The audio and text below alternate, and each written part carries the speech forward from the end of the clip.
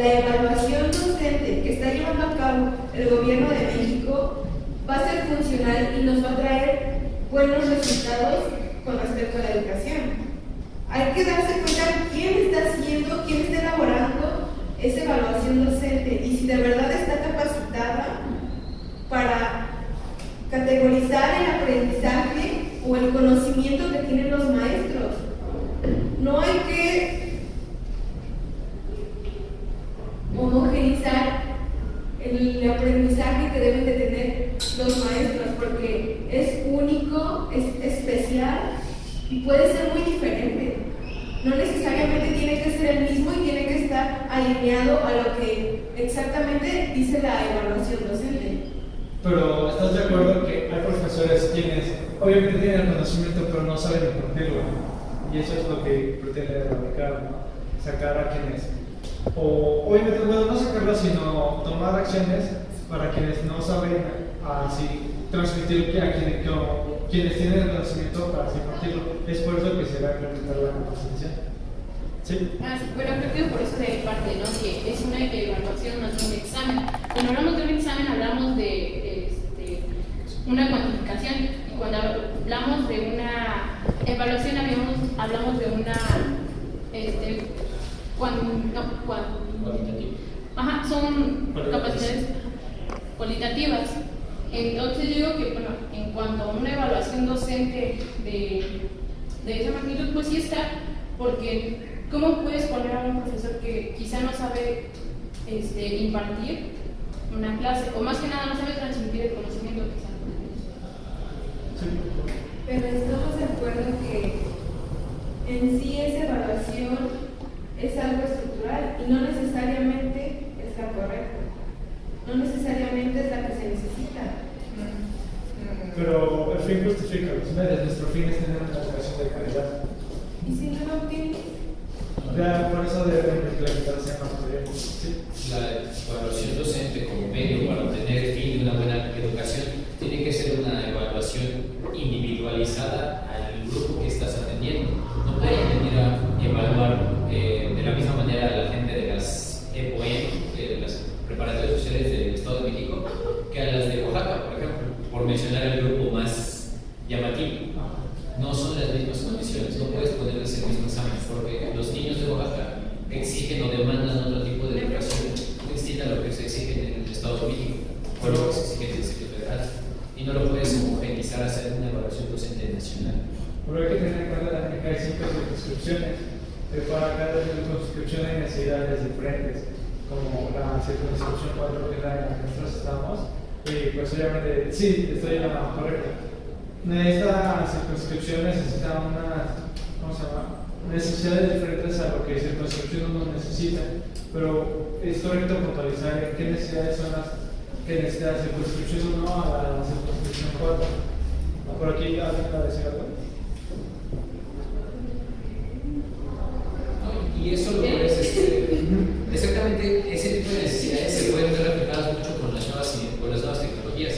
Las nuevas tecnologías te permiten hacer un sondeo y un muestreo estadístico mucho más sencillo y mucho menos laborioso, tanto en recursos humanos como materiales, algo que se hacía antes. Si tú pones las nuevas tecnologías al servicio del Estado, vas a obtener mejor evaluación docente convencional o mejores políticas públicas.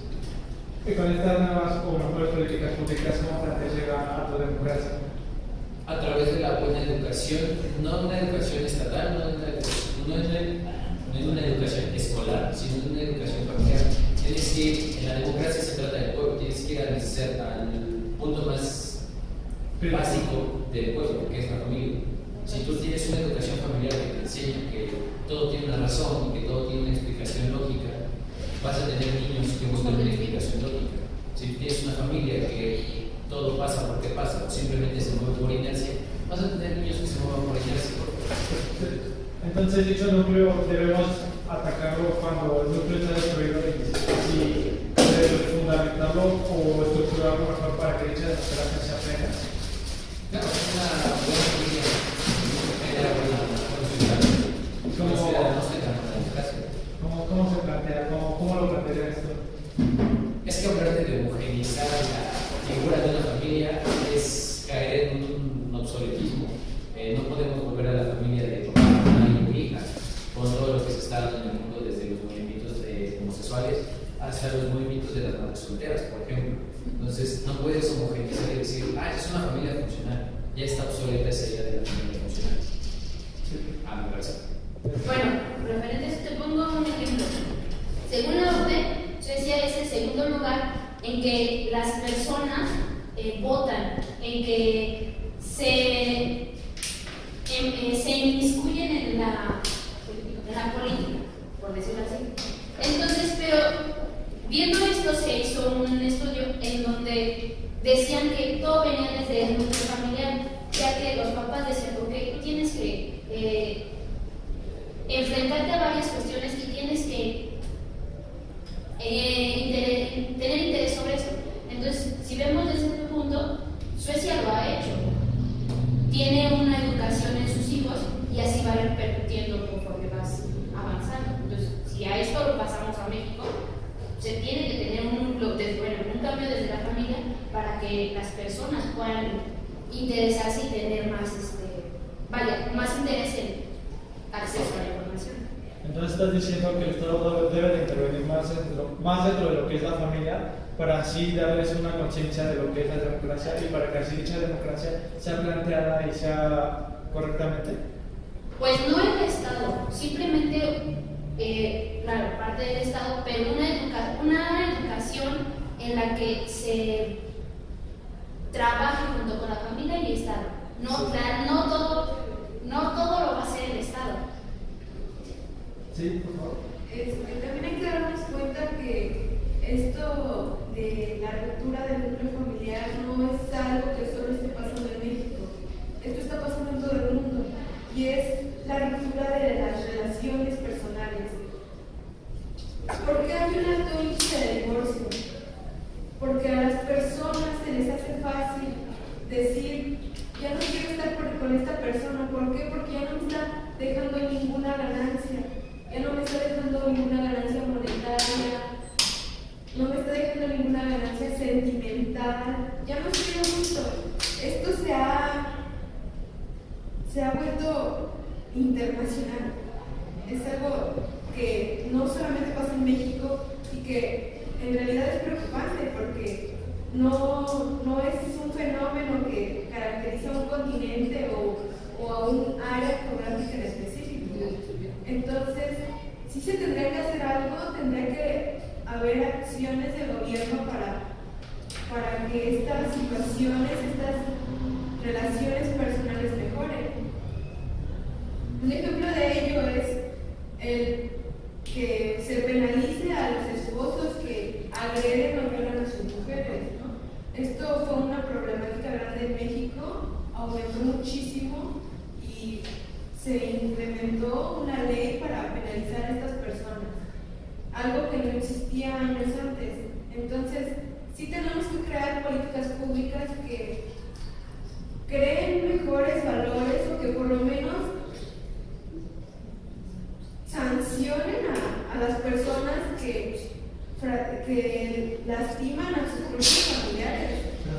Sí, gracias. Por favor. Bueno, yo creo que tocando ese tema del núcleo familiar, que sería la versión más pequeña del Estado, andamos en muchos tabús, porque lo que estaban planteando es que hay que organizar a las familias que están siendo disfuncionales o cualquier cosa. Entonces yo creo que ese no es el punto. Las personas se sintieran menos identificadas entre ellas mismas. Lo que plantean también las nuevas tecnologías es que hay una internacionalización entre las personas.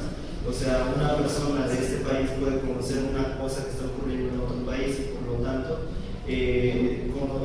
tratamos de abrirnos más al mundo. Entonces tratamos de ser más tolerantes en ese caso. Entonces no creo que políticas que hagan que las familias sean tal como son o como eran anteriormente es algo malo, porque lo que estamos tratando de hacer es avanzar hacia un lugar en el que todos seamos tolerantes sobre todo.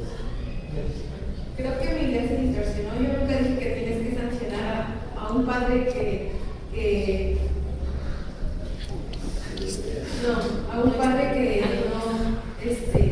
no quiere a sus hijos o algo por el estilo.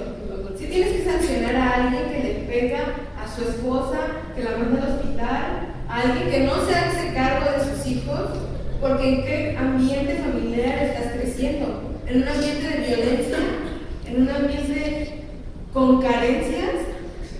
No es lo mismo a alguien que recibe amor de sus padres, que nunca ve que golpeen a su madre, que tiene alimento, tiene recursos para ir a la escuela o cualquier otra necesidad básica.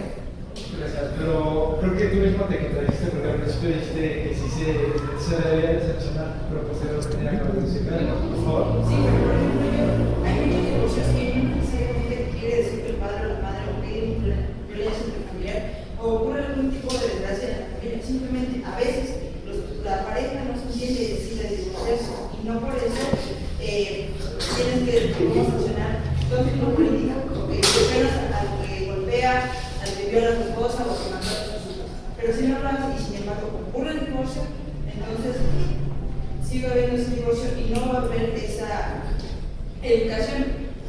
Entonces sería más bien como plantear una educación que sea tolerante con todas las familias. Yo, respecto a tu planteamiento, solo tengo dos preguntas. Número uno, ¿dónde termina mi vida privada, mi vida familiar, que yo sé cómo manejar? ¿Y dónde empieza mi vida pública para el Estado? Y número dos, ¿quién tendría que decidir qué es una familia funcional o qué familia va a dar buenos ciudadanos para implementar una política pública que sancione a quien no va a dar un ciudadano útil a la democracia? Por favor, ¿cómo le Bueno, era lo mismo que creo que acaba de decir, por ejemplo, con lo que decía de que deberían de existir sanciones hacia las personas, existe el derecho. Entonces, el derecho tiene muchísimas sanciones contra la violencia contra la mujer, contra los niños. Entonces, todas esas regulaciones existen. Lo que no existe es buena aplicación, porque aparte, dentro de las familias, las personas que sufren este maltrato están